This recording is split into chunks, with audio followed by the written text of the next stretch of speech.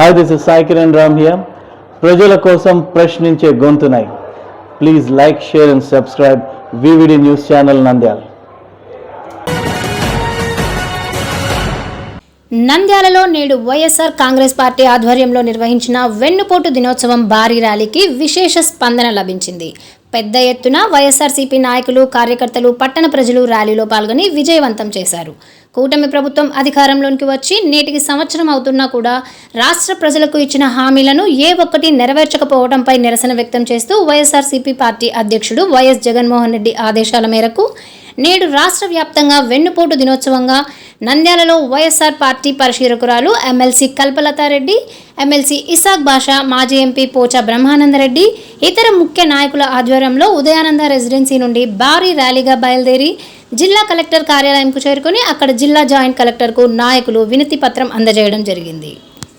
ఈరోజు 4వ తేదీన రాష్ట్ర వ్యాప్తంగా మా వైఎస్ఆర్ కాంగ్రెస్ పార్టీ ఏదైతే ఈ కూటమి ప్రభుత్వం ఎలక్షన్స్ లో హామీ ఇచ్చిందో వాటినన్నింటినీ అమలు పరచకుండా ఈరోజు ప్రజలకు వెన్నుపోటు పొచ్చడం జరిగింది. ఇది వెన్నుపోటు దినోత్సవంగా మేమంతా ఈరోజు జరుపుకుంటున్నాం. ఎందుకంటే ప్రజల పక్షాన పోరాడే పార్టీ మా వైఎస్ఆర్ కాంగ్రెస్ పార్టీ. కాబట్టి ఈరోజు రాష్ట్రం అంతా ప్రజలు గొంతుగా మారి ఈరోజు మేము ఈ వెన్నుపోటు దినోత్సవం జరుపుతాను.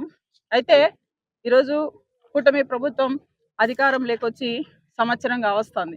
సంవత్సరం ఈరోజుకు అయితే ఏవైతే సూపర్ 6 చెప్పిందో సూపర్ 6 అంటే ఈరోజు మహిళలు అన్హ్యాపీగా ఉండడం, రైతులు అన్హ్యాపీగా ఉండడం, విద్యార్థులు అన్హ్యాపీగా ఉండడం, వ్యాపారస్తులు అన్హ్యాపీగా ఉండడం, నిరుద్యోగులు అన్హ్యాపీగా ఉండడం, ఉద్యోగస్తులు అన్హ్యాపీగా ఉండడం.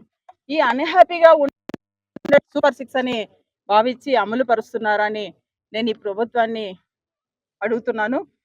ఏదైతే మీరు సూపర్ 6 చెప్పారో అక్షరం అమలు పరచాలని మేము కోరుకుంటున్నాం.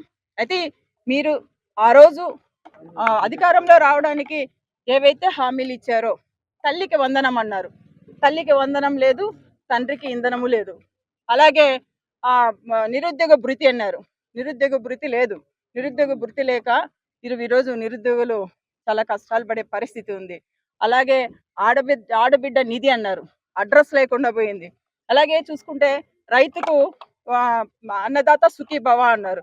అన్నదాత సుఖీభవ కాదు, కష్టాల భవగా మారిందని ఈ సందర్భంగా తెలియజేస్తున్నాం. ఉచిత బస్సు అన్నారు, ఊసే లేదు. సో ఇలా చెప్పుకుంటూ పోతే ఈ కూటమి ప్రభుత్వం అధికారంలో రావడానికి అనేక మార్గాలుగా ప్రయత్నించి ఈరోజు అధికారాన్ని చేపట్టడం జరిగింది. మా డిమాండ్ ఒకటే, అధికారంలోకి వచ్చారు, ఖచ్చితంగా పేద పరిస్థితులు మన రాష్ట్రంలో అందరి పరిస్థితులు అర్థం చేసుకొని మీరు హామీలన్నీ అమలు పరచాలని తెలియజేసుకుంటున్నాం.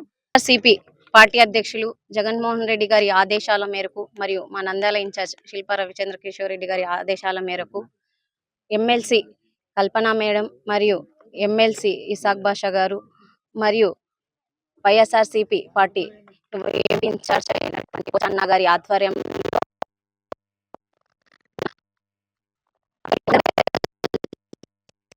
వినతి పత్రం అందించడం జరిగింది.